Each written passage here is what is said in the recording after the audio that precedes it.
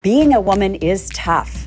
Women of Excellence with Janeé Hill encourages, equips, and empowers women with real solutions to real issues. From business to family, to health and relationships, work-life balance. If women face it, we address it with heart, humor, and a hands-on approach. Women of Excellence, where laughter meets tough love as we do life together. Tennessee Williams said, "Life is partly what we make it and partly what is made by the friends we choose." Hi, I'm Janeé Hill, motivational speaker, author. I'm the head of Women of Excellence and the founder of H3 Ministries. And we are working through my book, Diary of an Unbroken Heart, Simple Keys to Complex Change, on this season of Women of Excellence with Janeé.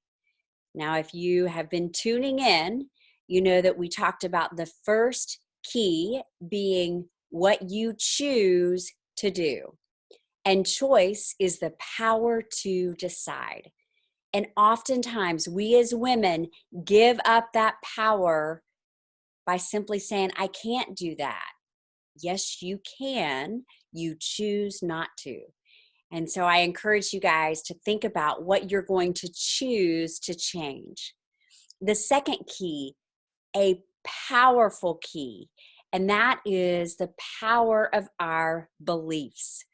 I encourage you to think about what you believe and how those beliefs are helping you or hindering you. And I even shared that for me, the ultimate belief, the way that I believe I am where I am today, both personally and professionally, is by my faith in Jesus Christ.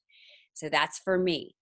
Well, today we are going to talk about a new crucial key to helping you change, and that is the right crew. I like to call this the right crew for the improved you. You're not going to be a new you, because I'm guessing that there are many things about you that are great, but we want to build on those things so that you can be an improved you. And in order to do that, you've got to have the right crew. Some people call this the right tribe. And so today we're going to evaluate the people in our lives. Are they pulling us up to what we want to do, or are they bringing us down? And we're then going to look at key components that you need to have in the people around you in order to have that right crew. And then the third thing is you're going to decide what one action is that you can take to improve your crew. Are you ready? I once heard that if you want to know where you'll be in the future, look at who your friends are now. Think about that for a moment. The people that you spend a lot of time with. I'm talking about people outside of your family, outside of your coworkers, outside of those relationships that you have to have. Who do you choose to spend time with? And in order to get some data to back this up, I want you to pull out your calendars, look at your last week. Who did you call? Some of you may be thinking, I don't call anyone. I text everyone. Okay. Who did you text? Who did you choose to spend time with out of those people that you have to? List every single one of those people. So for instance, I chose to spend some time with some new neighbors, so I would write them down. I also chose to spend some time with an old friend, my friend Debbie. She's actually been my friend 13 plus years. I chose to pick up the phone and call my friend Shanna in California. So who did you choose to call or text or spend time with? Write every single one of those people down. Now I'm going to ask you to, beside their name, write down what value or what purpose each of those people served. For instance, years ago, I had a friend I spent a lot of time with. She was just kind of a drinking buddy. We'd meet for happy hour and have hours of conversation. With my friend Debbie, the purpose or value that she brings to my life, not only is she a good friend, she truly cares about me, she's also a mentor. So that's what I would put beside Debbie. I mentioned that I spent time with some new neighbors.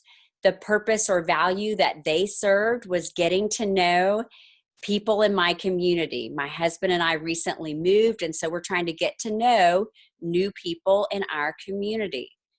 The third one that I mentioned, my friend Shanna that I called in California, I would write next to her, she's just one of those people, she makes my heart happy, and she also is someone, just a trusted friend. So for each of those people that you spent time with, go ahead and write down their purpose or their value. Now, some of those people that you chose to spend time with may not really have a purpose or a value. For instance, I spent time with someone, we'll call her Kathy. That's not her real name. But I spent time with a lady, Kathy. She had asked me if I could spend just about an hour with her. I had agreed to do it. I don't really have a relationship with Kathy, but I chose to spend an hour with her. And so if you have some people that you don't really know the value or the purpose, but you just did it anyway, you can say, not really sure. So write down who you called, you text, and you spent time with last week and what purpose or value you got from that. Because everything we do, everyone we choose to spend time with has some type of purpose. There was a time in my life where I just chose to spend time with people who made me feel good about myself. They weren't necessarily good people, but I felt better about myself when I was around them. Different than the kind of people that I'm around now that help me feel good about myself, not because they tell me what I want to hear, but because I know they truly care about me and they speak into my life. So for each of those people that you wrote down, what purpose or value did they bring? Now we're going to divide up our crew into 3 categories. The first one being your uppers.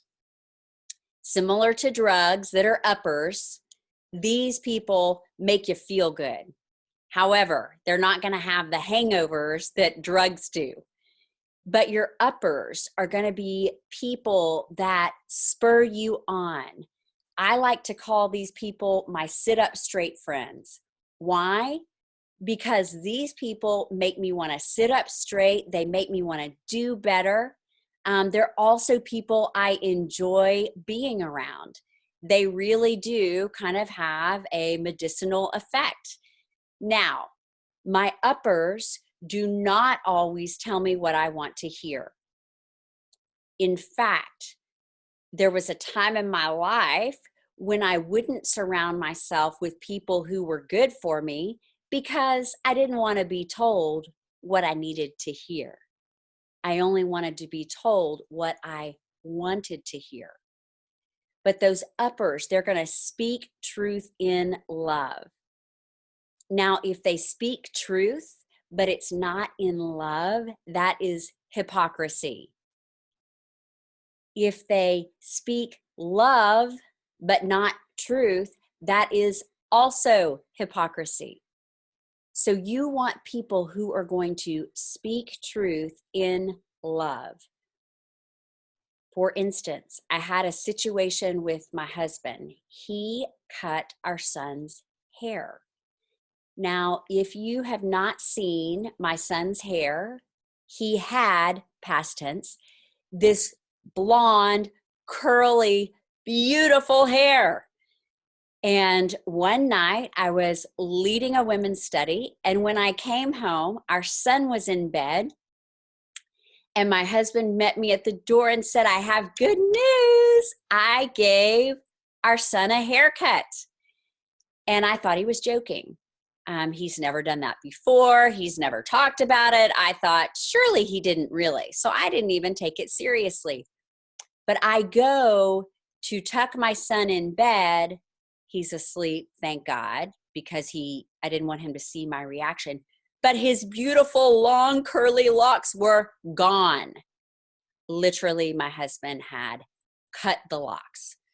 I was furious. And I called a friend of mine. She's one of my uppers. And I really called just to vent to her. And what that friend did, she didn't say, I can't believe him. He's the worst person ever. What she said is, Janeé, what's the real issue here?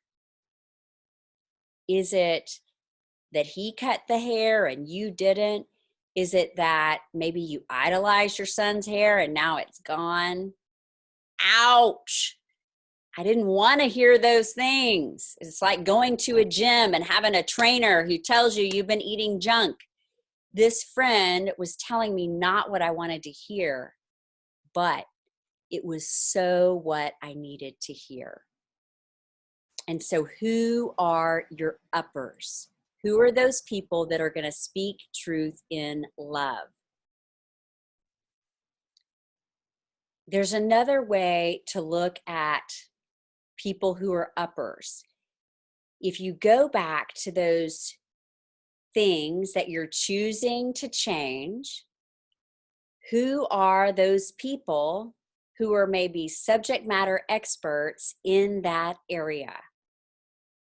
For instance, I wanted to work on intimacy, sexual intimacy in my marriage. I am being so vulnerable with you guys. But there is a lady, Nancy Houston, who is an expert on love versus intimacy and sex in marriage. So if I wanted to work on that, she would be a good upper to go to. She's a subject matter expert. Maybe there's something that you're wanting to work on to improve spiritually. You could find someone in a church who could mentor you. And speaking of a mentor, I often get the question, how are friends different than mentors? I mentioned earlier that my friend Debbie is also one of my mentors. Why? Because she is a subject matter expert, in my opinion, in areas that I'm looking to grow. She's also a blended family, so I often go to her with those challenges. Not that we ever have any, right? She is also a woman in business, so there are times I go to her for that. She is also a believer in Christ, so we're able to spur each other on there. Now, conversely, she would hopefully say that I mentor her in other areas. So your friends can absolutely be mentors. At the same time, it's a double-edged sword. If you're looking for an upper and you need someone who's maybe more of a mentor, sometimes you have to go beyond your circle to find someone who's going to play that role. I didn't have anyone in my circle that I felt like I could go to help me improve sexual intimacy with my husband. So I had to seek that out. So what are those choices that you're wanting to make in order to be different? And who are some uppers that are going to spur you on? Now, sometimes the people in our close circle are downers. So if we have uppers spurring us on to help us get closer to reaching our goals, on the opposite side of the equation, we have downers. Downers are not necessarily Debbie Downers. They certainly can be people who are negative all the time, but they can also be people who suck your energy. For instance, there was someone in my life, and whenever we connected, it was all about her. It was all about her issues. And I even gave her feedback one time and I said, hey, I feel like this relationship's a little one-sided. And her response, guys, I'm not kidding. Her response was, listen, Janeé, if you have something you want to tell me about you, you just tell me because I'm not going to ask about you. What? I realized that person was a downer for me. And one of the reasons why is because I want people who care enough to ask. And it just wasn't a good synergy. She was a downer. Another way people can be downers. Maybe you're trying to lose weight or quit drinking, and this is the person that goes, one drink won't hurt, or you know what, you worked out today, you can have that dessert. So downers can also be people who are actually spurring you towards temptation. Because just like I mentioned in the first session, that every choice we make is either pushing us closer to or further away from the life we want. Every relationship is too. And now you may be thinking, what about those middle of the road relationships? We're going to talk about those in a second. But who are those downers that may not be pushing you closer to those goals? They may be encouraging you to stay stuck. When I went through a lot of changes, so for instance, years ago, I quit drinking. And I didn't know if it was going to be like for a day, for a year, for a lifetime, who knows? But I knew that I had committed to, for 1 year, not drinking. Well, in that year, I had so many people just say, well, why did you decide to do this? Do you have a drinking problem? Well, what's the big deal? And I had so many people try to talk me out of a commitment I'd already made to myself rather than lean in and help me stay true to my commitment. And that is what downers do. Downers may be also people who don't want you to dream big. And maybe it's not because they don't believe in you, but they don't want you to get hurt. And so when you go, hey, here's what I'm going to do, they're like, well, let's tone that down a little bit. No, your uppers are going to be those people that go, yes, and then what? And what's the first step you can take? Where your downers may be like, maybe you need to set your goals not quite as high. So who are those downers? People that are not pushing you forward. Now, I know as I'm talking, you may be evaluating relationships and you may think that you've got some neutral people. They're not moving you forward. They're not moving you backwards. But can you ever really stay stuck? No.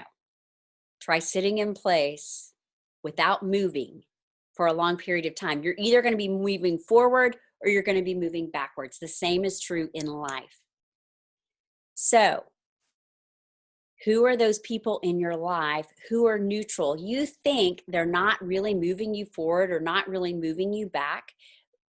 Meeting with new friends in the neighborhood, they may just be neutral friends for now. And it is okay when you are developing friendships, developing relationships, to have some of those relationships that you don't really know what role they play. However, if you spend too much time with those people, they can be taking you away from the time you could be spending with uppers. Time is your biggest asset. How will you choose to invest it? I love talking to cashiers, whether it's at the grocery store, the bank, wherever it is. I never meet a stranger. Well, the challenge is there have been times in the past, because I would call those people like neutralizers, where a short conversation turns into a long conversation, and suddenly activities that I had committed to doing that day to move me forward were thrown out the window because I chose to spend time with a neutralizer. So I want you to think about, for each person that you spent time with last week, whether it's phone, text, in person, on Zoom, were they an upper pushing you closer to your goal? Were they a downer, maybe pulling you from it? Doesn't mean they're a bad person. Or were they a neutralizer and maybe you need to spend less time there so that you can be moving forward and choosing to spend time in other relationships? Now, as I'm talking, you're thinking about the people that you choose to allow in your life. But I dare say that media, what we listen to, what we look at on social media, what we read, could either be uppers, downers, or neutralizers. One person said to me, yeah, I scroll through social media all the time. So clearly social media is a neutralizer. Well, I said, turn on your activity where it can time activities on your iPhone and see how long you're scrolling. And her average time was like 2 hours, which the average person spends 2.5 hours on social media, or on the internet, I should say. And so 2 hours may not seem like a lot in the course of a 24-hour day, but what if that 2 hours was spent listening to a podcast to help move you closer to your goals, or listening to inspirational music? I used to listen to a lot of country music, but it was all about cheating on women, drinking too much, having regret. None of those things fill my soul. And so now I try to listen to more inspirational music and podcasts because I want to be surrounding myself with uppers. One more point I want to make. We cannot choose our family, but we can choose who we go to for support, encouragement, mentorship, and friendship. If you are not getting any type of upward movement from your coworkers or from your family, don't go to them for that. Yes, you have to interact with them because that's part of your daily life, but they don't have to be your go-to source. When I was making significant personal changes in my life, there was a time that I could not go to my family. That doesn't mean I didn't spend time with them, but I couldn't go to them for support. And the reason being is there was way too much hurt there. Now, we have a great relationship, but this was a season where I just knew that as I was walking through change, I needed a different circle to walk through that process. Friends, people in our lives, you're probably never going to look at them the same. You're going to be going, this person, are they an upper? Are they a downer? Are they a neutralizer? But if we want to change our sandbox, so that means do some new things in life, then we're probably going to have to change some of our playmates. My challenge for all of us this week is to look at each of our relationships in our life. Who are we choosing to spend time with?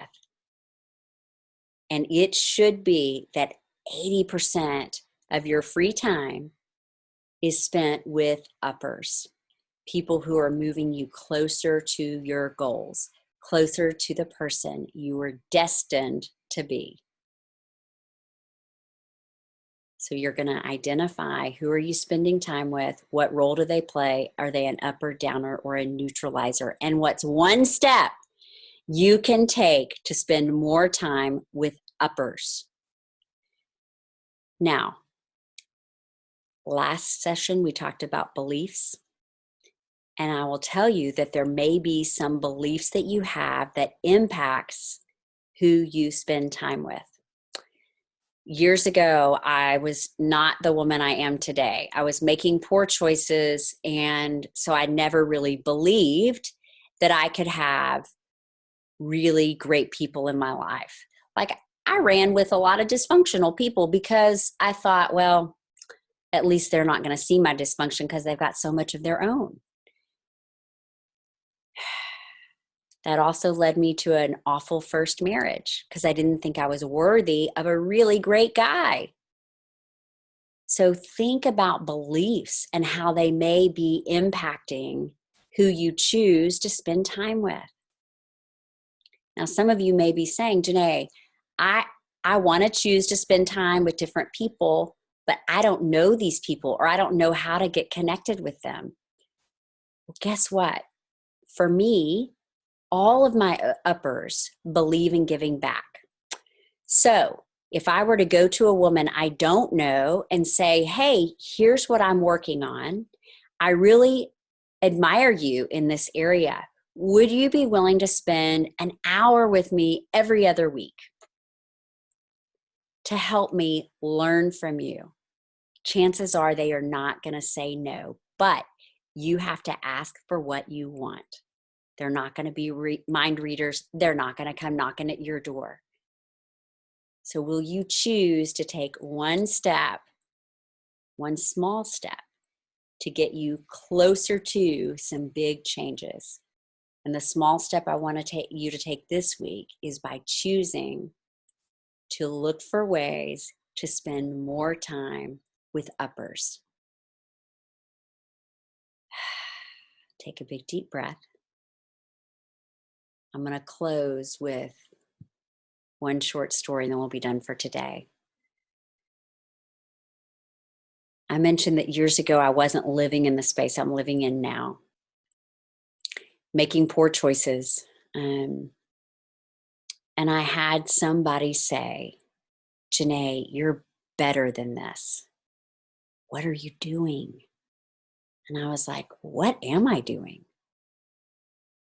And so if we want to have uppers in our lives, how can we be an upper to someone else?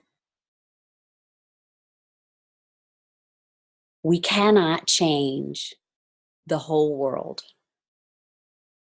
but we can be a change in one person's world. What change will you choose to be? If you like what you're hearing, please share this with a friend. And follow me at Real Janeé Hill on Instagram, Facebook, Twitter, and YouTube.